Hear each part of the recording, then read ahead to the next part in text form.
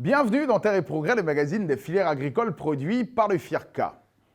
L'importance de la culture du palmier à huile dans le développement économique des pays producteurs n'est plus à démontrer. Cependant, cette exponentielle croissance est désormais la cible de pays occidentaux qui stigmatisent à grand renfort de préjugés cette précieuse culture.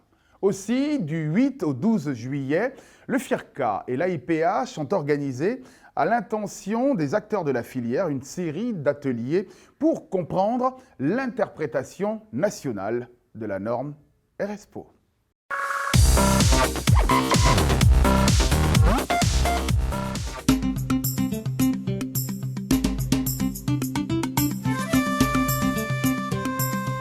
Une série d'ateliers de présentation de l'interprétation nationale de la norme RSPO de la Côte d'Ivoire aux acteurs et partenaires régionaux de la filière palmier à huile s'est déroulée du 8 au 12 juillet 2019 dans les régions de San Pedro, d'Ivo, Aboissau et Dabou. Cette mission conduite par l'AIPH en collaboration avec le FIRCA avait pour objectif de sensibiliser les acteurs et partenaires des zones de production du palmier à huile à l'effet de leur permettre de s'approprier cette nouvelle approche pour une production durable. La culture du palmier à huile joue un rôle important dans le développement économique des pays producteurs, employant des millions de petits planteurs et d'ouvriers agricoles.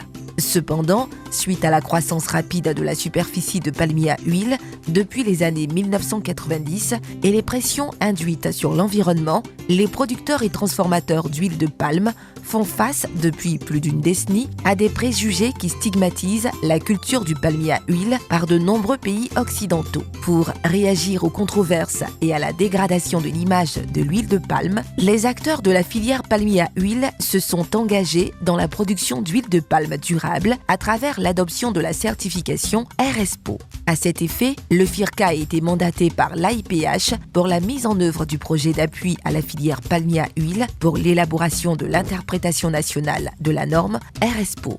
L'objectif du projet est de contribuer à l'amélioration de la durabilité de la filière palmier à huile ivoirienne par la promotion et l'adoption de la norme RSPO respectant la préservation de l'environnement socialement responsable et économiquement viable. Les travaux menés par un consortium sélectionné par le FIRCA, avec la participation effective des acteurs et partenaires de la filière palmier à huile, ont abouti à l'élaboration de l'interprétation nationale de la norme RSPO de la Côte d'Ivoire, approuvée le 23 juillet 2019 par le Conseil des gouverneurs de la RSPO. Ce processus a été réalisé suivant plusieurs étapes. D'abord par une sensibilisation des acteurs à la norme RSPO. Ensuite, la réalisation de l'interprétation en tant que telle. La validation des différents documents d'interprétation qui est passé par des processus de consultation publique, au cours desquels les acteurs de la filière palmier à huile ont été invités à se prononcer sur le document rédigé, puis l'approbation de ce document-là, la transmission à la RSPO pour approbation, et depuis le 23 avril, cette norme est approuvée pour être applicable ici en Côte d'Ivoire. Donc cet atelier vient pour présenter le document et sensibiliser les producteurs de l'huile de palme pour que ces derniers puissent s'engager dans la démarche de production d'huile de palme. La norme RSPO est composée d'un ensemble de critères et principes que tous ses membres souhaitant une certification s'engagent à respecter. Ces principes et critères étant considérés comme génériques, il appartient à chaque pays producteur, sous certaines conditions, de les adapter pour les rendre compatibles à son contexte local, national ou régional. Au final, l'interprétation nationale devient le document standard applicable pour l'obtention des certifications RSPO et les producteurs ivoiriens de palmier à huile entendent jouer leur partition pour la production de l'huile de palme durable. Lorsque, dans un pays, l'interprétation nationale du RSPO est établie et formellement approuvée par le RSPO, cette interprétation nationale devient la norme applicable à toutes les certifications réalisées dans le pays. Cette approbation couronne les efforts entrepris par les acteurs et partenaires de la filière palmier à huile nationale pour disposer d'une norme de certification RSPO adaptée à nos réalités et à notre environnement. Par ailleurs, cette interprétation nationale confirme l'engagement de la filière palmier à huile ivoirienne à produire de l'huile de palme durable, c'est-à-dire respectueuse de l'environnement, socialement responsable et économiquement viable.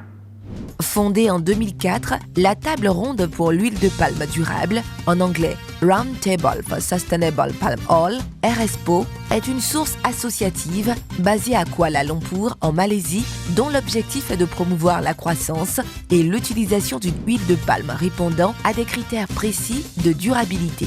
7 collèges composent la RSPO et gèrent les référentiels, incluant des producteurs, transformateurs, négociants, distributeurs, ONG et organisations de la société civile, banques, organismes de recherche, etc.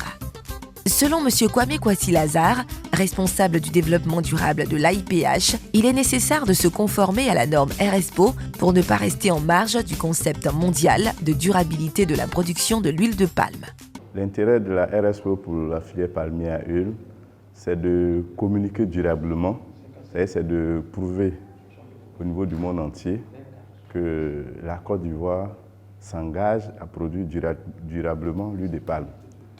Parce que les principes et critères de la RSPO regroupent tout ce qui est engagement pour atteindre le développement durable.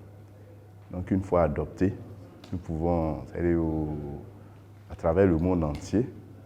Toutes les structures certifiées en Côte d'Ivoire à partir de cette norme attestent que nous produisons de manière durable en respectant l'environnement, les droits des communautés, dans une planification bien optimisée. Toutes les actions conduites par les acteurs ivoiriens de la filière palmier à huile démontrent leur volonté à adhérer aux standards RSPO qui s'engagent non seulement à y adhérer, mais s'attellent à sa mise en œuvre avec pour objectif la certification. L'atteinte de ce point permettra en effet une meilleure production de notre écosystème. Jadis, ça veut dire qu'il y avait la forêt, il y avait tous ces trucs. Donc on a constaté que toutes ces forêts-là, la forêt a diminué. Donc le peu de forêt qui reste, il faudrait que cette forêt-là puisse être sauvegardée. Donc on conseille aux planteurs maintenant d'utiliser, c'est pas moi, les jachères qui existent, et en les utilisant, de ne pas mettre du feu pour ne pas empoisonner l'air. Et aussi, on conseille aux planteurs de ne pas trop utiliser les herbicides pour ne pas empoisonner aussi l'air et aussi l'eau que nous utilisons pour la consommation. On conseille aux planteurs de faire maintenant un endainage en U. Cet endainage en U donne un avantage aux pieds. Ça veut dire qu'on place les palmes sur les 3 côtés du palmier, il y a l'endainage principal, et entre deux palmiers, on place les palmes pour qu'on puisse créer un espace pour que le palmier puisse se nourrir de la matière organique qui se trouve dans le sol. Donc, ces palmes-là, lorsque ces palmes-là sont décomposées, ces palmes-là deviennent une matière organique qui est mise à la disposition du palmier. Et en plus de ces palmes, on conseille aux planteurs de mettre de l'engrais. Et dans la plantation où nous sommes, nous avons conseillé 5 kg sur un pied aux planteurs pour que la production puisse excéder. Et matin, nous sommes là avec eux pour suivre les travaux. Quand il s'agit de pulvériser le champ, voilà, il y a des jours aussi pour ça. Les travaux sont suivis, la manière est montrée. Quand on finit, comment ranger les produits restants, les chasser vides, les emballages vides, tout ça, on le fait ensemble. Le palmier à huile a 3 facteurs, il est exigeant sur 3 facteurs. Les facteurs liés au soleil, c'est-à-dire que les facteurs liés à la lumière, les facteurs d'eau et les facteurs d'aération, c'est-à-dire le vent. Alors, les bonnes pratiques que nous enseigne la RSPO nous permettent de bien aérer le champ. Vous voyez, une parcelle pareille, le vent dominant circule facilement. Et la circulation de ce vent permet de faciliter la pollinisation. C'est vrai que les insectes nous permettent de faire ça, Mais il faut dire que le vent aussi permet la pollinisation. Alors, l'aération permet aussi que le soleil puisse s'infiltrer dans le palmier. Le palmier a une exigence au niveau du soleil. C'est le soleil qui permet de faire la photosynthèse dans le palmier. C'est pourquoi on dit que le palmier, il est héliophile. Il aime beaucoup le soleil. Alors, cette aération permet que le soleil puisse s'infiltrer même dans la plantation. Et cette infiltration du soleil dans la plantation évite aussi les maladies cryptogamiques, c'est-à-dire que les maladies liées aux champignons. Quand le champ est beaucoup sombre, les champignons se développent bien et ça attaque encore, ça entraîne encore autres maladies auxquelles on ne s'entendait pas. Donc un champ bien aéré, ça évite les maladies liées aux champignons, ce qu'on appelle les maladies cryptogamiques. Un nouveau jour semble se lever sur la filière palmier à huile ivoirienne qui, avec l'interprétation nationale de la norme RSPO, s'engage véritablement dans la production durable d'huile de palme. La mise en œuvre de la norme RSPO garantit désormais aux producteurs de régime et d'huile de palme l'accès à un marché plus large et une production plus efficiente avec des indicateurs d'adoption de meilleures pratiques facilement vérifiables. Elle offre également aux consommateurs une assurance sur l'origine du produit à base d'huile de palme et aux communautés l'assurance des engagements envers les impératifs sociaux et environnementaux. La norme RSPO est composée d'un ensemble de principes et critères que tout pays producteur de palmier à huile souhaitant une certification s'engage à respecter. En clair, la norme RSPO est le gage d'une agriculture durable. Merci d'être resté en notre compagnie. Terre et Progrès pour aujourd'hui, c'est terminé. Retrouvez l'émission sur notre page Facebook, notre chaîne YouTube ou notre site internet firca.ci. Passez un excellent week-end. Rendez-vous la semaine prochaine.